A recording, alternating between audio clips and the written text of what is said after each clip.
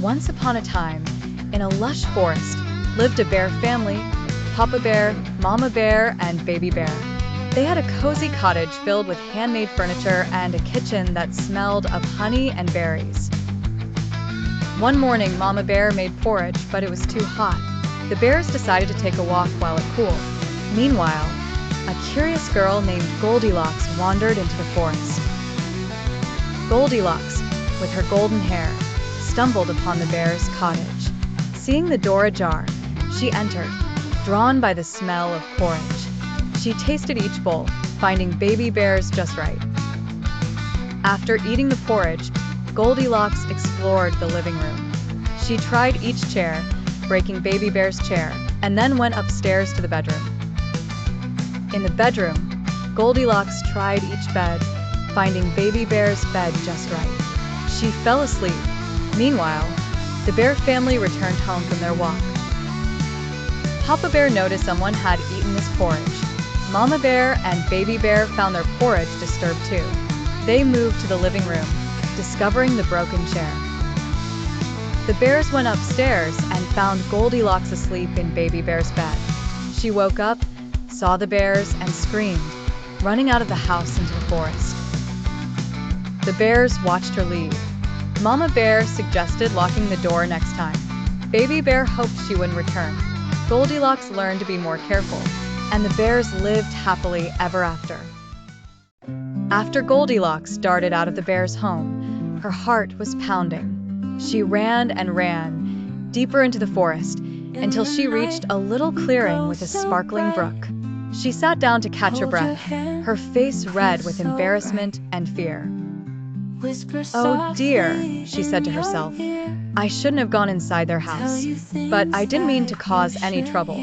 I must find a way to make it right." Goldilocks was not a bad child, just a curious one, and now that her adventure had gone awry, she was determined to fix things.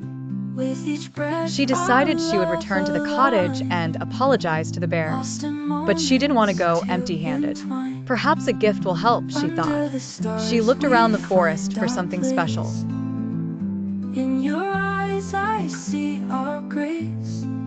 Then she found some shiny pebbles near the brook that sparkled like jewels in the sunlight. "This will do nicely," she thought, smiling to herself. Back at the bear's cottage, Papa Bear was fixing Baby Bear's chair. He had his toolbox out and was grumbling under his breath as he hammered and nailed. Mama Bear was tidying up the mess Goldilocks had left behind. Baby Bear sat nearby, still upset about his porridge and broken chair.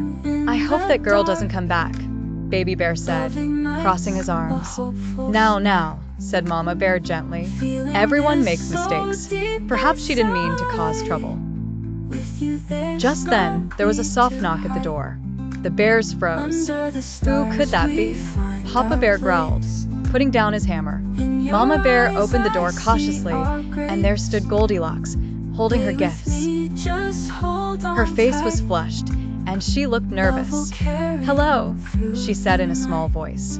"I'm very sorry for what I did. I didn't mean to break Baby Bear's chair or eat his porridge. I was just curious and hungry. I brought these for you as an apology." She held out the bouquet of flowers, the berries, and the shiny pebbles. Baby Bear peeked out from behind Mama Bear, his curiosity piqued. The bears looked at one another.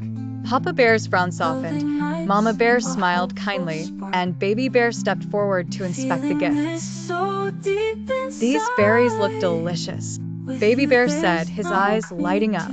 "And what lovely flowers," said Mama Bear, taking the bouquet. Papa Bear crossed his arms, but there was a twinkle in his eye.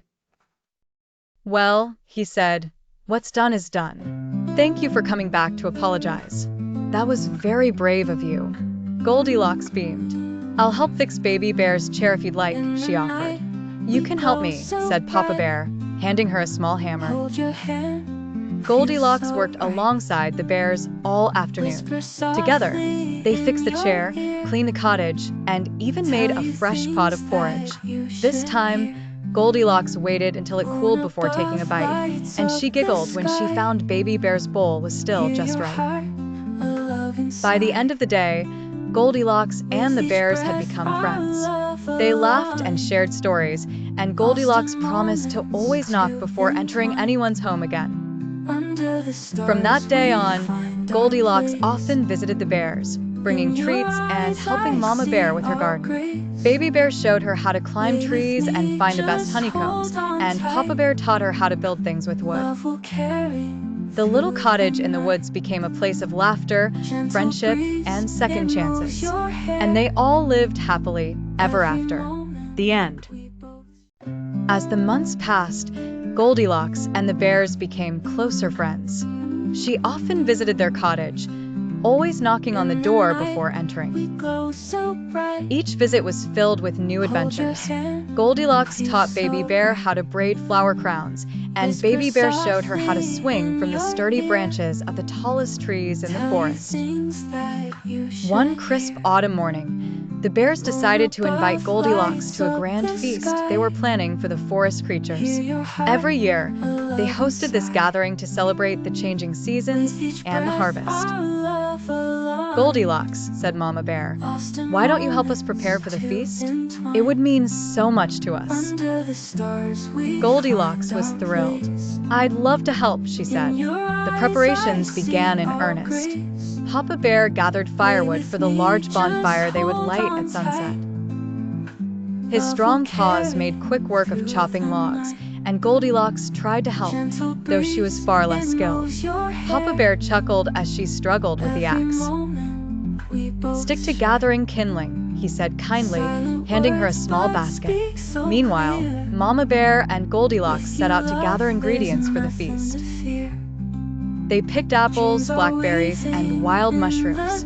Mama Bear taught Goldilocks how to find the sweetest honeycombs and how to tell the difference between safe berries and poisonous ones. In the kitchen, Baby Bear and Goldilocks worked side by side, kneading dough for honey biscuits. "Be careful not to use too much flour," Baby Bear said, though his own paws were dusted white. Goldilocks laughed as they both ended up with sticky dough clinging to their fingers. As they worked, Goldilocks noticed something remarkable about the bears. They had a way of working together that made even the hardest tasks feel like fun. Papa Bear's strength, Mama Bear's wisdom, and Baby Bear's playful energy blended perfectly. Goldilocks began to feel like she was part of their family. When the day of the feast arrived, the clearing outside the bears' cottage was transformed. Tables made of wooden planks were piled high with food: roasted chestnuts, honey-glazed carrots, fresh berries, and steaming bowls of porridge sprinkled with cinnamon. Lanterns made of hollowed-out pumpkins glowed warmly, and garlands of autumn leaves hung from the trees. Guests began to arrive: deer with graceful antlers, squirrels chattering excitedly, and rabbits hopping along. Even the usually grumpy fox showed up, lured by the delicious smells. Goldilocks, wearing a dress made of soft forest green fabric Mama Bear had sewn for her, greeted each guest with a smile. She helped Baby Bear pass around plates of food and kept the squirrels from stealing extra biscuits. As the sun dipped below the horizon, Papa Bear lit the bonfire.